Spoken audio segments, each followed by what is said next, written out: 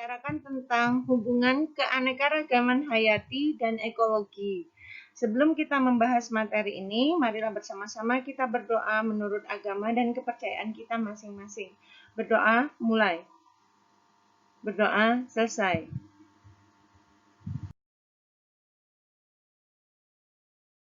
Dari ekologi itu sendiri. Ekologi adalah ilmu yang mempelajari interaksi antara organisme dengan lingkungan dan yang lainnya. Berasal dari kata Yunani oikos yang artinya habitat dan logos artinya ilmu. Ekologi diartikan sebagai ilmu yang mempelajari baik interaksi antara makhluk hidup dengan makhluk hidup maupun interaksi antara makhluk hidup dengan lingkungannya. Ekologi. Yang pertama, perpindahan energi dan materi dari makhluk hidup yang satu ke makhluk hidup yang lain ke dalam lingkungan dan faktor-faktor yang menyebabkannya. Kedua, perubahan populasi atau spesies pada waktu yang berbeda dalam faktor-faktor yang menyebabkannya. Ketiga, terjadinya hubungan antar spesies, interaksi antar spesies, makhluk hidup, dan hubungan antara makhluk hidup dengan lingkungannya. Yang pertama rantai makanan, kedua jaring-jaring makanan, ketiga piramida ekologi. Rantai makanan adalah perpindahan energi makanan dari sumber daya tumbuhan melalui seri organisme atau jenjang makan. Rantai makanan merupakan bagian dari jaring-jaring makanan, di mana rantai makanan bergerak secara linier dari produsen ke konsumen teratas. Ada 3 kelompok. Pertama, rantai makanan pemangsa, yaitu rantai makanan yang terjadi ketika hewan pemakan tumbuhan dimakan oleh hewan pemakan daging. Contohnya, kelinci dimakan ular, ular dimakan elang. Rantai makanan saprofit, yaitu rantai makanan yang terjadi untuk menguraikan organisme yang sudah mati. Rantai ini muncul karena adanya decomposer, contohnya elang mati diuraikan oleh bakteri.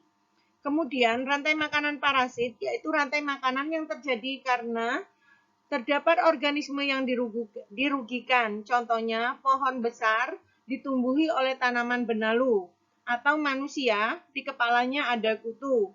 Di sini jelas ada organisme yang dirugikan, ada organisme yang menumpang hidup kepada organisme lainnya.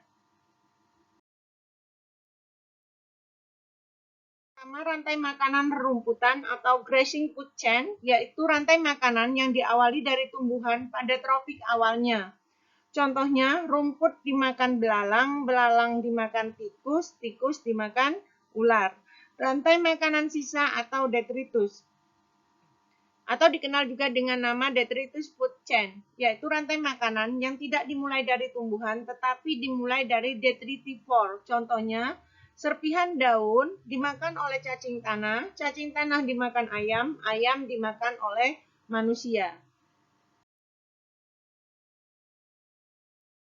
Jaring-jaring makanan adalah gabungan dari rantai makanan yang paling berhubungan dikombinasikan tumpang tindih dalam suatu ekosistem.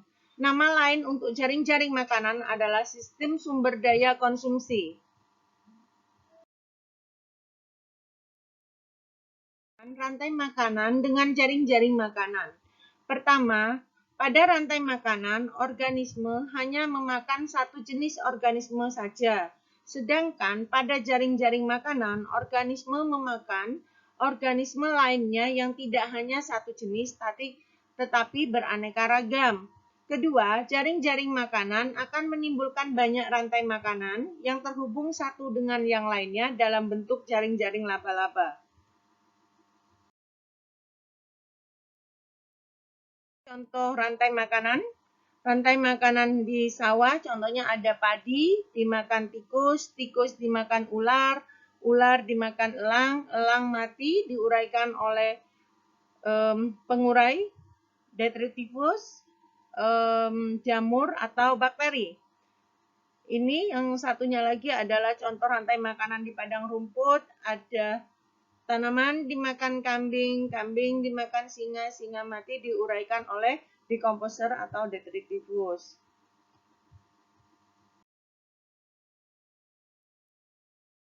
Di sini bisa kalian lihat dengan jelas bahwa jaring-jaring makanan, kita ambil salah satunya aja, yang di padang rumput ini. Misal, di padang rumput ada hewan pemakan rumput, ada belalang, ada burung pemakan biji, ada tikus, ada kelinci. Kemudian, ada hewan pemakan daging, itu rubah, rubah makan kelinci, rubah juga makan tikus, rubah juga makan burung. Kemudian ada hewan pemakan daging selain rubah, ada ular. Ular juga memangsa laba-laba, ular memakan burung. Tidak hanya satu jenis sumber makanan. Apabila itu disebut dengan rantai makanan, maka banyak alternatif makanan lain untuk setiap konsumen pada setiap tropiknya.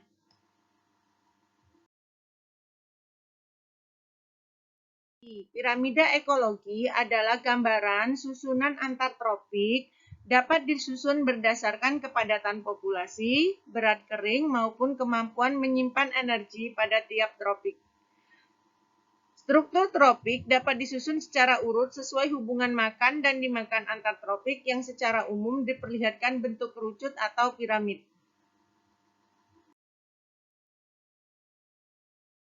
Ekologi sendiri adalah berfungsi untuk menunjukkan gambaran perbandingan antar tropik pada suatu ekosistem. Pada tingkat pertama ditempati produsen sebagai dasar dari piramida ekologi, selanjutnya konsumen primer, sekunder, tersier, sampai konsumen puncak.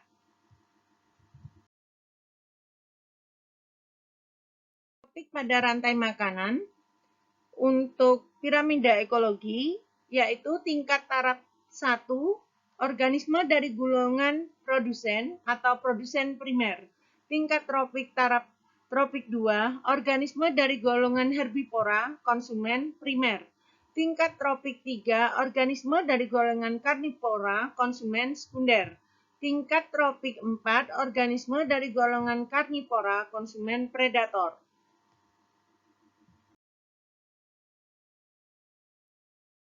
Pertama, piramida jumlah. Kedua, piramida biomasa. Ketiga, piramida energi. Piramida jumlah merupakan jumlah organisme yang berada dalam suatu daerah atau area tertentu yang dikelompokkan dan dihitung berdasarkan taraf tropiknya. Pada piramida jumlah ini, organisme yang berada di tingkat tropik tinggi itu akan berjumlah jauh lebih sedikit daripada organisme yang berada di tingkat tropik yang lebih bawah. Seperti gambar ini bisa kalian perhatikan bahwa di mana produsen sebesar 14 juta sekian, konsumen tingkat tiganya itu cuma 7 organisme. Begitu. Untuk membandingkan antara jumlah tiap tropik, maka dibuatlah piramida jumlah ini.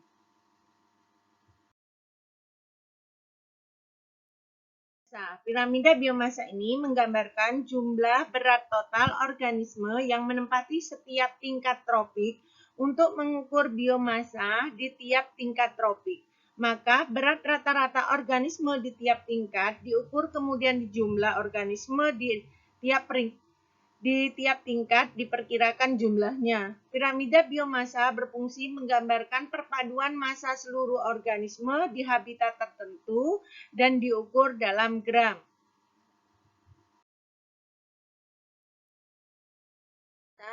Di mana berat organisme di tiap tropiknya itu bisa kita lihat. Misal di sini kita lihat bahwa produsen seberat 1 ton, maka konsumen primernya adalah seberat 100 kg. Konsumen sekundernya tinggal 10 kg, konsumen tersiernya tinggal 1 kg. Di sini sebenarnya piramida biomasa ini menggambarkan bahwa tidak semua makanan itu diubah menjadi daging. Akan tetapi pada saat terjadi proses pencernaan itu sendiri, maka makanan itu ada yang digunakan sebagai energi, ada yang digunakan sebagai sumber energi dalam aktivitas metabolisme, ada yang disimpan sebagai cadangan energi dalam bentuk karbohidrat, protein, dan lemak, ada juga yang dibuang sebagai zat sisa.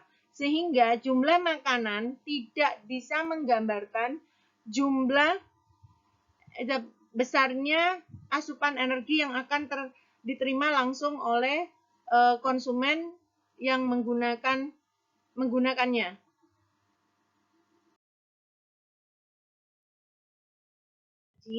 Piramida energi menggambarkan banyaknya energi yang tersimpan dalam 6 tahun yang digunakan senyawa organik sebagai bahan makanan. Dasar penentuan piramida energi adalah dengan cara menghitung jumlah energi tiap satuan luas yang masuk ke tingkat tropik dalam waktu tertentu, misalnya per jam, per hari, per tahun. Piramida energi dapat memberikan gambaran lebih akurat tentang kecepatan aliran energi dalam ekosistem ataupun produktivitas pada tingkat tropik masing-masingnya.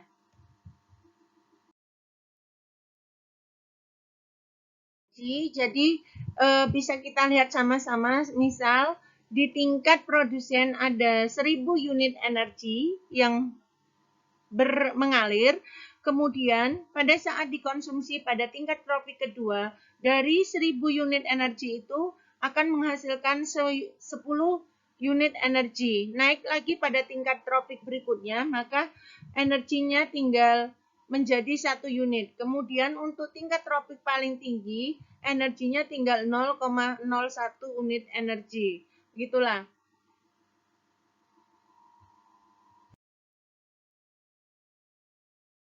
Bahasan kita tentang keanekaragaman hayati dan hubungannya dengan ekologi, di mana kita menitikberatkan pada pembahasan tentang rantai makanan, jaring-jaring makanan, dan piramida ekologi.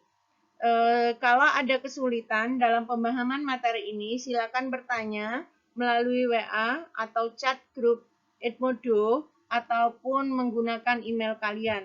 Insya Allah, apapun kesulitan kalian, saya akan membantu. Terima kasih anak-anak atas perhatiannya. Tetap semangat, tetap bahagia, jangan lupa jaga kesehatan. Wabillahi taufiq wal hidayah. Wassalamualaikum warahmatullahi wabarakatuh.